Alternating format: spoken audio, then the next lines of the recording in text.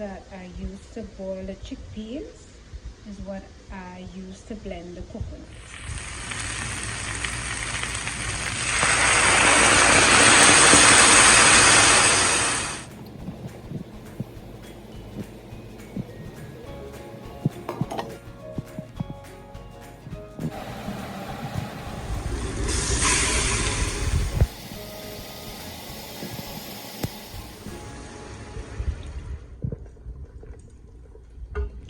I think I'm gonna add the curry chana and potato to this sauce because the chana and potato dried down a little too much, and I think this sauce will add some extra flavor to that.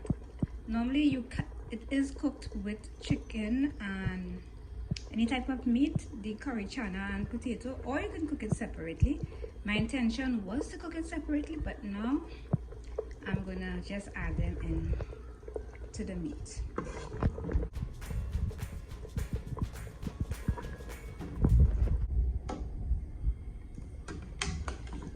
See, just by adding the potato and chana to the curry meat, we get a lot more liquid and everything is looking so nice.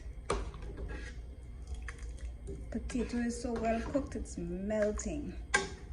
So now let's go and make our bus up shot.